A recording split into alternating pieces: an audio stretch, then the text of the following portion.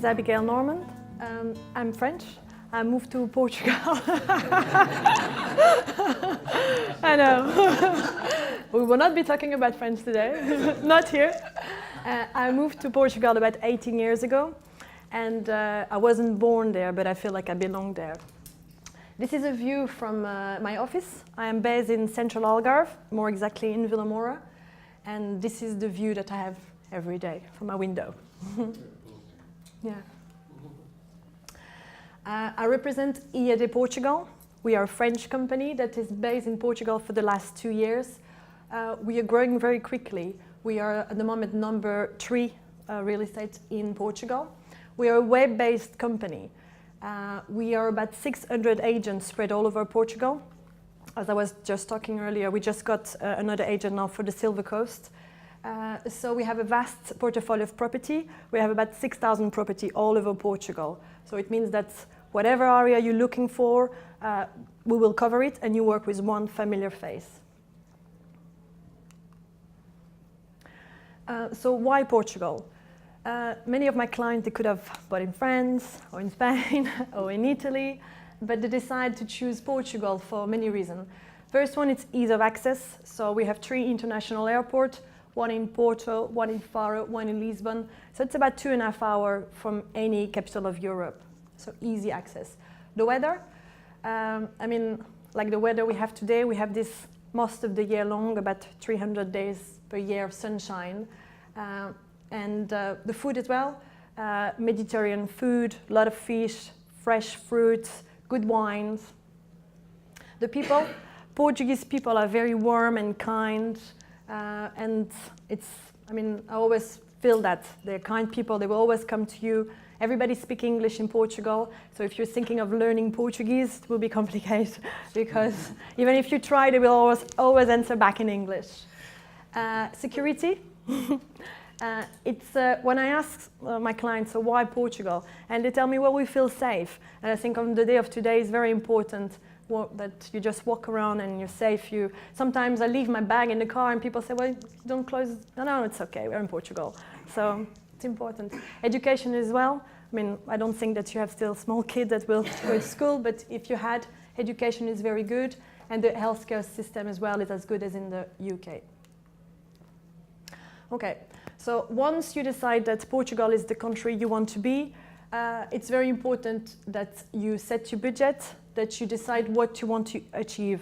So is it a place that you're only going to spend 6 months a year and the rest of the time you rent it or for friends and families? Or are you thinking to relocate it? Will be just a holiday home or a capital gain? So the more information you will give me and the more I'll be able to help you and to lead you on the right direction. I have here a little bit of so the map of Portugal with a different type of expectation and investment type all through the different country. Mainly before it was always the Algarve. The last year you see different areas and more people looking at the Silver Coast, 1 hour South Lisbon, 1 hour North Lisbon. So it's interesting to see how those areas are now getting more demand. So if you're looking to buy around Porto, there will be, imagine you want to rent it. So you can imagine that you'll be renting to more corporate because you have like Ryanair, they have the central hub there. So you have a lot of demand for long-term rentals as well, for Airbnb short rentals as well. It's interesting. Or Lisbon. Lisbon is a beautiful city. It's like the new Barcelona. So it's built on 7 hills. So a lot of up and downs. So you'll be enjoying taking the little yellow tram to show you the best of the cities. The Algarve, it's sunny, sunshine most of the time. It's good for capital growth, holiday rentals, long-term rentals.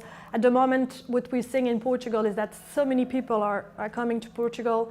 So we don't have rentals anymore, long-term rentals, and the price of the long-term rentals went high a lot. So the rental yield is very good in most of Portugal, but mainly the big city, Porto, Lisbon, and the Algarve.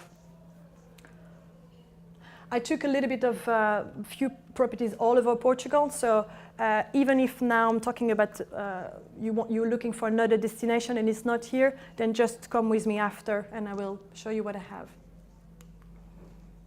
Okay, so here as well, it was a little bit for you to have an idea of the price per square meter in all those areas. So in Porto, from 1,400, this is city center price, so it can go up to 3,500 euro depending. The Silver Coast, it's still the place where you get the more for your money, about 850 square meter. Lisbon and the Algarve starting from 2,000 square meter. These prices are from November 2017, so those are statistics. They're still in that range at the moment. So buying a property is like a journey, and it has to be something we do it with fun. I think from the beginning, the more information you'll give your agent, and if you choose to work with me, the better it is.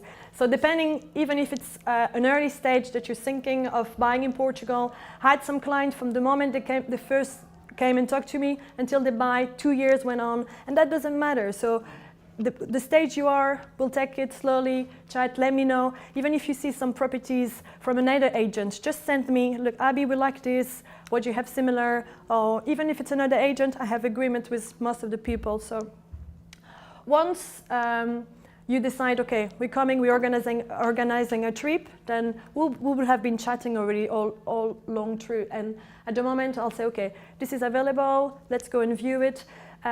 Sometimes as well you have expectation. I have some clients, they say, Abby, we want to buy in Silvish. And I say, well, why Silvish?